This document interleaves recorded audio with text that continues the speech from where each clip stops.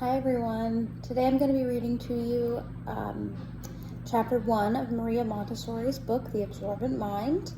So if you have been thinking about looking into what Montessori believed and what Montessori education is about, you can stay and listen. If you'd like me to read chapter 2 or anything else, you can leave a comment and I'll get to it. So here we go, chapter 1, The Child and the World Reconstructed. In modern times, the psychic life in the newborn child has called forth great interest. Many scientists and psychologists have made observations of children from 3 hours to the 5th day from birth.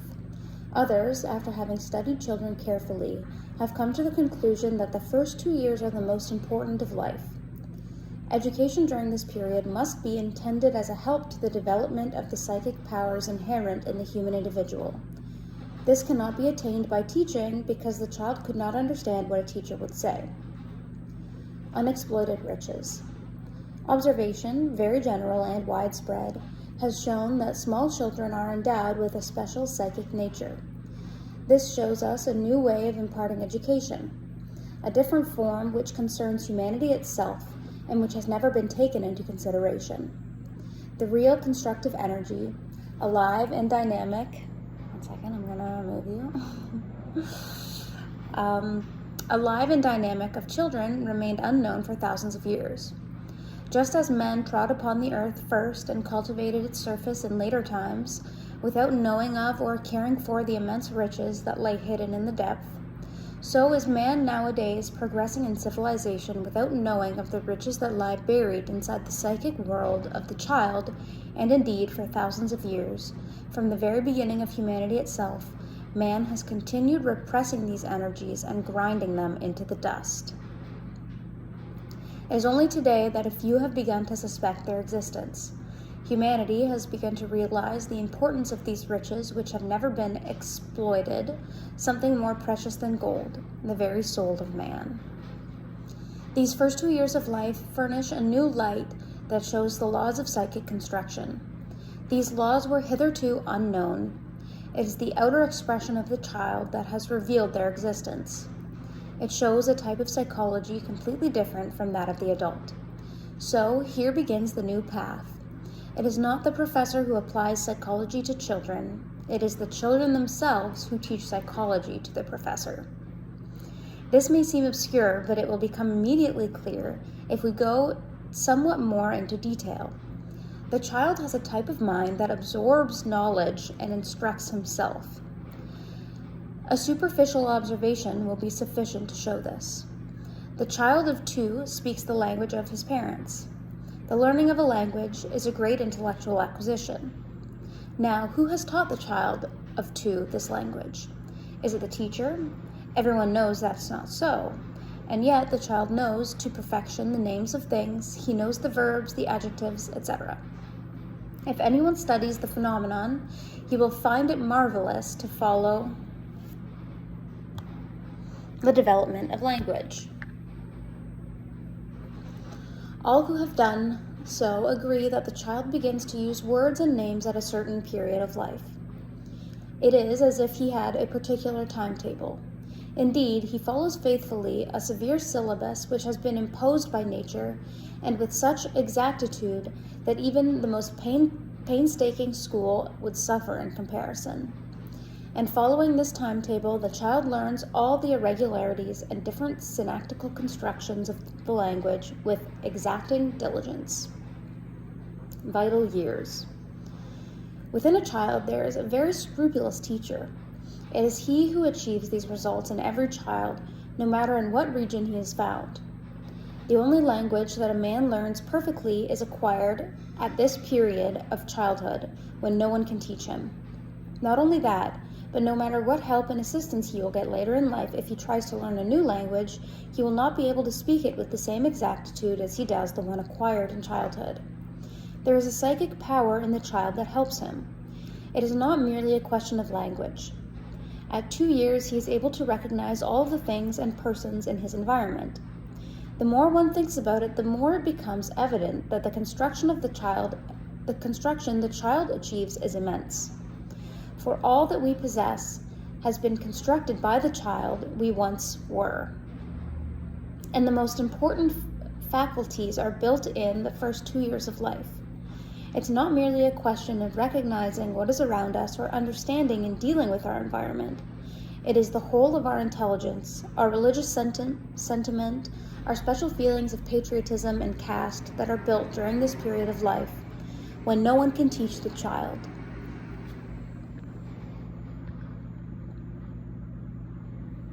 I'm going to have to set you guys up a different way next time. It is as though nature has safeguarded each child from the influence of human intelligence in order to give the inner teacher that dictates within the possibility of making a complete psychic construction before the human intelligence can come in contact with the spirit and influence it. At 3 years of age, the child has already laid the foundations of the human personality and needs the special help of education in the school. The acquisitions he has made are such that we can say the child who enters school at 3 is an old man. Psychologists say that if we compare our ability as adults to that of the child, it would require us 60 years of hard work to achieve what a child has achieved in the first 3 years. And they express themselves by the strange words that I have mentioned above. At 3, a child is already an old man. Even then, this strange ability of the child to absorb from the environment is not finished. In our first schools, the children came at 3 years of age. No one could teach them because they were not receptive, but they gave striking revelations of the greatness of the human mind. Our school is not a real school, it is a house of children, i.e., an environment specially prepared for the children where the children absorb whatever culture is spread in the environment without anyone teaching them.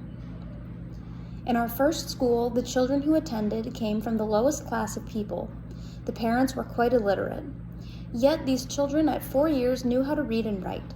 Nobody had taught them. Visitors were surprised to see children of so tender an age reading and writing. "Who has taught you to write?" they asked, and the children would look up and wonder and answer, "Taught? No one has taught me."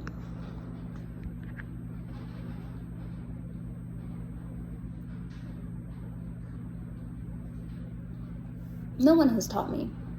This seemed at the time a miracle. That children so small could write was in itself wonderful, but that they should do so without having received any teaching seemed impossible. The press began to speak about spontaneous acquisition of culture. Psychologists thought that these children were special children, and we shared this opinion for a long time. It was only after some years that we perceived that all children have this power of absorbing culture. If it is so, we reasoned, if culture can be taken in without fatigue, then let us put different items of culture for them to absorb. So the children absorbed much more than reading and writing. Subjects like botany, zoology, mathematics, geography, and so on were taken with the same ease, spontaneously, without any fatigue. So we found that education is not what the teacher gives. Education is a natural process spontaneously carried out by the human individual. It is acquired not by listening to words, but by experiences upon the environment. The task of the teacher then becomes not one of talking, but one of preparing a series of motives of cultural activity spread in a specially prepared environment. My experiences have lasted for 40 years now, and as the children developed here and there in different nations, parents asked me to continue the education for older children, and so we found that individual activity is the only means of development. That this is true for the preschool child, as well as for the young people in primary and other schools. The new man arises. In front of our eyes arose a new figure. It was not a school or education.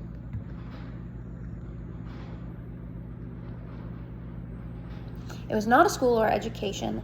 It was man that rose.